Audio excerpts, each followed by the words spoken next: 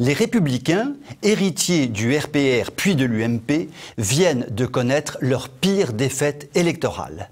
Par rapport au sondage précédant l'élection, ils ont vécu une véritable bérésina.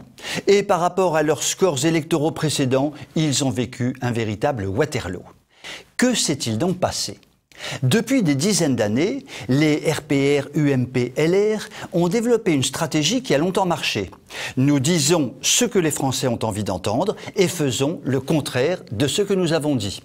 L'exemple le plus caricatural et le plus connu est celui de la forfaiture de Sarkozy, déclarant pendant sa campagne présidentielle de 2007, la main sur le cœur, que la France devait rester une nation souveraine et faisant voter en catimini, à peine élu, une sorte de constitution européenne centralisée, technocratique, antidémocratique, annulant ainsi le référendum de 2005 par lequel les Français avaient rejeté la dite constitution. Il fallait oser, Sarkozy l'a fait. L'exemple le plus récent concerne une déclaration à la télévision, cette fois de Bellamy, tête de liste LR, affirmant avec bravitude que le pacte de Marrakech n'était pas acceptable, puis se murant dans un silence assourdissant lorsque les députés européens LR votèrent quelques jours plus tard, à l'unanimité, moins une voix, un texte avalisant totalement ce dramatique pacte de Marrakech. Les Français ont été bernés pendant des années, mais se sont brutalement réveillés en 2019. Ils ont soudain compris que l'on ne peut pas dire tout et le contraire de tout, dire tout et faire le contraire de ce que l'on dit, ne rien dire et faire en catimini, et souvent ne rien faire pour couronner le tout. La leçon infligée aux Républicains dépasse tout ce que l'on pouvait imaginer. Comment ceux-ci peuvent-ils s'en sortir ? Pour eux-mêmes et pour la France, leur mort serait une bonne nouvelle.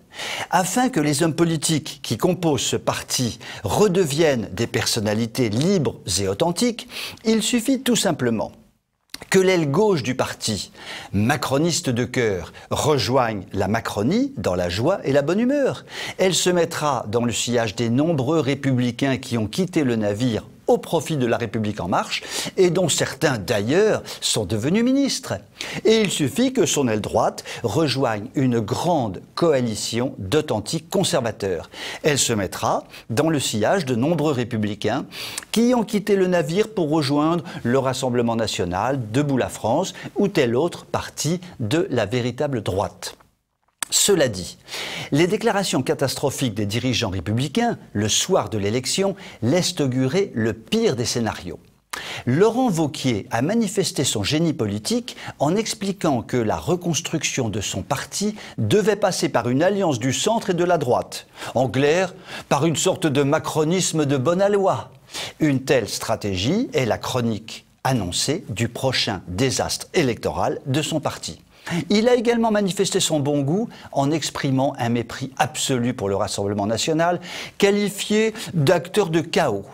Dans le genre « je méprise le quart des électeurs », il rejoint avec bonheur les positions stupides de Sarkozy sur ce thème, qui lui ont valu d'être éjecté du système politique. Et d'ailleurs, Laurent Wauquiez vient de donner sa démission du parti.